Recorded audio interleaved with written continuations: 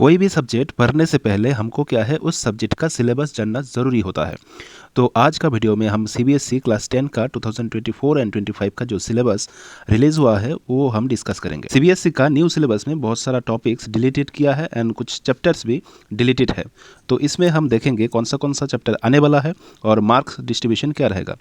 तो सबसे पहले हम जनरल इंस्ट्रक्शन देखेंगे। तो इस जनरल इंस्ट्रक्शन में लिखा है there will be an annual examination based on the entire syllabus. तो जो पूरा सिलेबस है उसके ऊपर एक एनुअल एग्जामिनेशन होगा। उस एनुअल एग्जामिनेशन में 80 मार्क्स का रिटन होगा एंड 20 मार्क्स का इंटरनल असेसमेंट होगा। अब इंटरनल असेसमेंट में क्या क्या चीज़ है वो हम इधर देखेंगे, और इससे पहले हम एक बार इसमें देख लेते हैं। जो इंटरनल असेसमेंट है उसका मार्क्स इधर लिखा है 20। ठीक है, टोटल 20 मार्क्स में हमको क्या क्या मिलने वाला है हम इधर देखेंगे। चलो, तो 20 मार्क्स में हमको क्या है, इधर 5 मार्क्स का कुछ टेस्ट होगा, जैसे कि 3 पीरियोडिक टेस्ट होगा, और ये टेस्ट क्या है स्कूल में कंडक्ट किया जाएगा। उनमें से जो बेस्ट 2 टेस्ट होगा उस टेस्ट का मार्क्स हम क्या है एवरेज करके उसको 5 मार्क्स मिलेगा।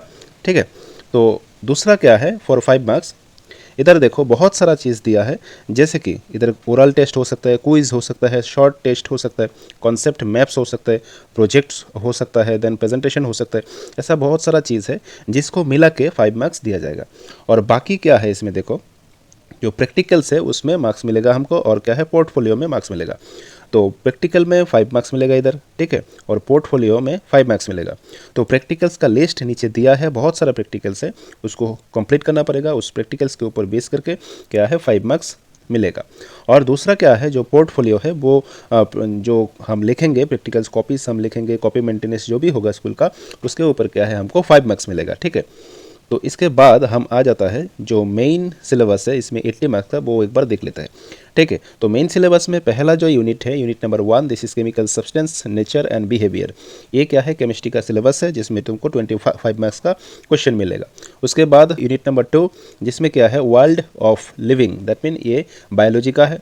नेक्स्ट क्या है unit number 3, natural phenomena, and unit number 4 दोनों मिला के क्या है फिजिक्स का है। ठीक है, ये हो गया मेरा फिजिक्स का।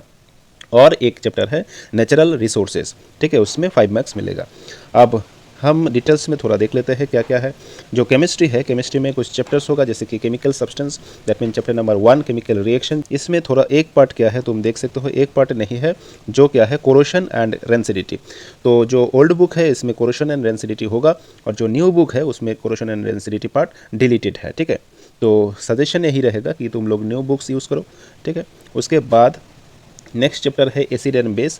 इसमें हम एसिड एंड बेस के बारे में और उसका सॉल्ट्स के बारे में पढ़ाई करेगा। ठीक है, तो इसमें क्या है, जो सॉल्ट्स है उसका रिएक्शन, देन एसिड बेस का जो रिएक्शन है न्यूट्रलाइजेशन रिएक्शन, कुछ इंपॉर्टेंट रिएक्शन है, देन बेकिंग सोडा कुछ चीज़ है, देन तुम्हारा ब्लीचिंग पाउडर, ये सब इसके बारे में क्या है हमको पढ़ना पड़ेगा। ठीक है, देन प्लास्टर ऑफ पेरिस, ये इंपॉर्टेंस है। ठीक है, then metals and non metals, इनमें से हमको क्या है मेटल नॉन मेटल का प्रॉपर्टीज़, उसका रिएक्टिविटी सीरीज़, ये सब हमको पढ़ना पड़ेगा। देन जो बेसिक मेटलर्जिकल प्रोसेस होता है, दैट मीन मेटल्स को हम कैसे एक्सट्रैक्ट कर सकता है, ठीक है, कैसे मेटल हमको मिल सकता है, उसके बारे में जो पढ़ाई है वो इंपॉर्टेंट है, उसको हम पढ़ सकते हैं। देन कार्बन एंड कंपाउंड्स, ये भी एक अच्छा चैप्टर है। ठीक है, तो इस चैप्टर में क्या है बहुत सारा चीज़ें इंपॉर्टेंट है, जैसे कि एस्टरिफिकेशन रिएक्शन हो गया, इथानॉल इथानोइक एसिड, इसके बारे में हो गया। ठीक है, नोमेनक्लेचर पार्ट्स में इंपॉर्टेंस है, बहुत सारा चीज़ है जो इंपॉर्टेंस है। ठीक है, हम धीरे धीरे जब क्लास करेंगे उसमें हम ये डिस्कस कर देंगे। उसके बाद वर्ल्ड ऑफ लिविंग, इसमें तुम्हारा लाइफ प्रोसेस बायोलॉजी का पहला chapter, then control and coordination, that mean जो नर्वस सिस्टम है उसके बारे में है, ये भी एक इंपॉर्टेंट चैप्टर है। देन रिप्रोडक्शन, ठीक है, देन हेरिडिटी एंड इवोल्यूशन। ठीक है, तो हेरिडिटी एंड इवोल्यूशन से देखो इधर कुछ लिखा है टॉपिक एक्सक्लूडेड, जो मतलब नहीं है। ठीक है, इवोल्यूशन जो पार्ट है ये अब क्या है सिलेबस में नहीं है। उसके बाद फिजिक्स का चैप्टर है नेचुरल फिनोमेना। इसमें पहला जो चैप्टर आएगा वो क्या है लाइट है, लाइट का रिफ्लेक्शन रिफ्रैक्शन। ठीक है, then lens, mirror, spherical mirror, इसके बारे में सब इधर है, ये बहुत ही एक इंपॉर्टेंट चैप्टर हो गया।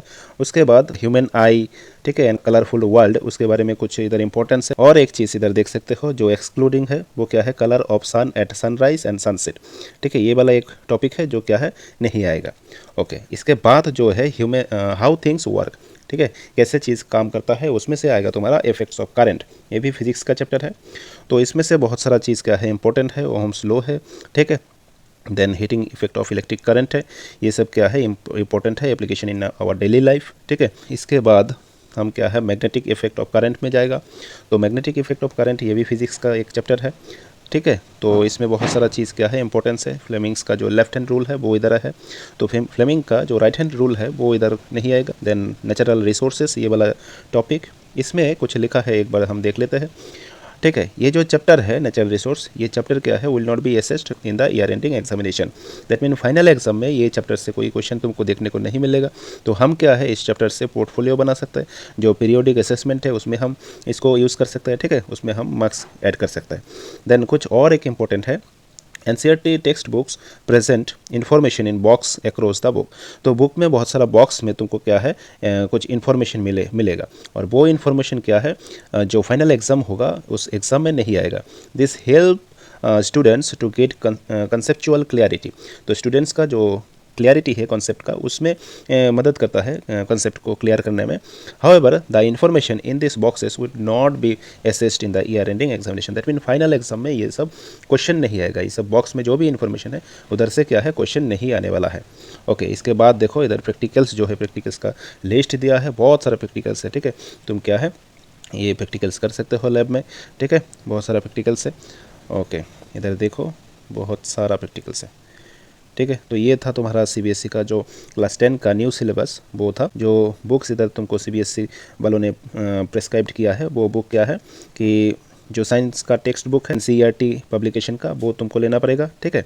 देन इधर लेबोरेटरी मैनुअल एक आता है, वो भी तुमको लेना पड़ेगा, ठीक है। एग्जाम्पलर जो आता है वो भी तुमको लेना पड़ेगा क्लास 10 का NCERT पब्लिकेशन का, ठीक है।